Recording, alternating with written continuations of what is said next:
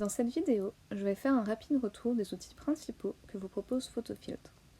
À droite, vous avez dans un premier temps les couleurs. En cliquant sur la couleur ici, vous pouvez ouvrir une nouvelle fenêtre qui va vous permettre d'avoir plus de choix. Pourquoi y a-t-il deux couleurs dans ces cases? C'est car celle qui est au-dessus va sortir quand on appuie avec le clic gauche et la seconde va sortir quand on appuie avec le clic droit. Maintenant pour ce qui est des outils. Ici, toutes ces icônes représentent des catégories. Donc quand on sélectionne une catégorie, de nouveaux outils ou de nouvelles options vont apparaître en bas. On va commencer avec la flèche. C'est l'outil de sélection. Vous pouvez choisir une forme carrée, rond, etc. Mais ce qui nous intéresse le plus, c'est l'outil lasso. Il va nous permettre de faire une sélection à main levée. Et l'outil polygone, lui, va nous permettre de poser des points d'ancrage pour notre sélection. N'oubliez jamais de tout désélectionner avec CTRL D quand vous avez fini. Juste à côté se trouve l'outil gestionnaire de calque. Cet outil va permettre de gérer l'opacité et la transparence du calque sélectionné.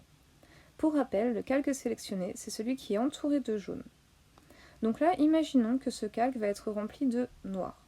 Puisqu'il est au-dessus du premier, nous sommes d'accord que nous ne voyons plus les couleurs que l'on avait précédemment dessinées en dessous.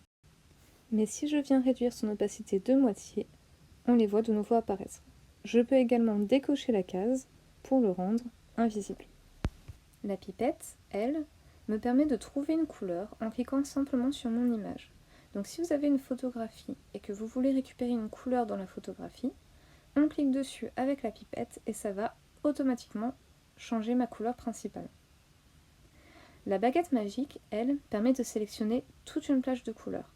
Donc si je clique sur mon orange ici, ça va sélectionner tout le orange et si je viens ajouter du vert, ça ne touchera qu'à ma sélection. Ça peut être utile pour ce qu'on appelle le détourage. Voici un exemple. Je veux utiliser la main gauche dans mon projet. Quand je clique sur la baguette magique, j'ai également l'option de la tolérance qui apparaît. Comme vous pouvez le voir, la main n'est pas exactement de la même couleur partout.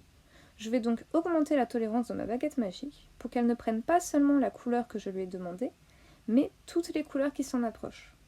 Mettons cette tolérance à 90, je clique sur la main et là on voit bien que ça a sélectionné toute ma main. Je peux donc copier cette main et la coller dans mon autre fenêtre. Là, vous avez l'outil ligne qui permet donc de faire des lignes de la couleur de votre choix. Vous pouvez changer leur épaisseur, leur donner une forme de flèche ou changer le style de la ligne, pointillé, trait, plus ou moins espacé. L'outil pot de peinture, c'est celui qu'on a utilisé tout à l'heure pour remplir le calque de noir. Il sert à remplir une large zone.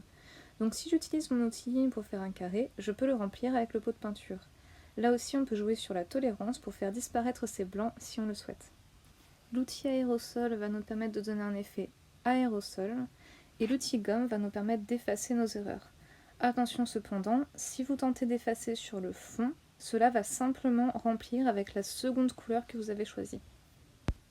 L'outil pinceau, lui, comme son nom l'indique, va nous permettre de dessiner. On a le choix entre plusieurs formes, mais celles qui nous intéressent le plus sont celles avec un petit plus en bas à droite, car nous pouvons en changer la taille et l'adapter à nos besoins. L'outil pinceau plus permet d'avoir d'autres formes de pinceau. On peut également gérer la taille et la pression.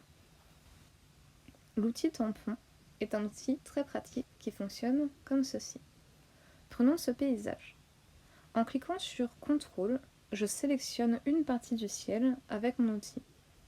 Maintenant, si je vais cliquer ailleurs, tout ce qui se trouvera dans le cercle sera remplacé par l'endroit que j'avais sélectionné précédemment. Et c'est comme ça que j'arrive à faire disparaître ce nuage du ciel.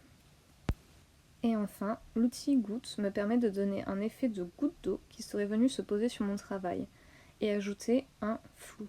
Ça peut être pratique pour rendre flou certains éléments de mon paysage. Imaginons que quelque chose de très important est en premier plan. Je peux venir flouter la montagne derrière pour mettre mon premier plan encore plus en valeur. L'outil doigt me permet de venir étirer une couleur dans le sens où je le souhaite. Ça peut être pratique pour faire un dégradé, pour mélanger les couleurs. Enfin, l'outil petit tableau de Joconde en bas est un outil filtre qui me permet de venir ajouter un filtre, pointillisme, étalement ou tout le choix que vous avez en bas, à un élément de mon image. C'est comme ça que je peux venir transformer cette main en couleur en une main en noir et blanc. Voilà, nous avons fait le tour des outils de base. À vous de les utiliser au mieux pour vos prochaines productions numériques.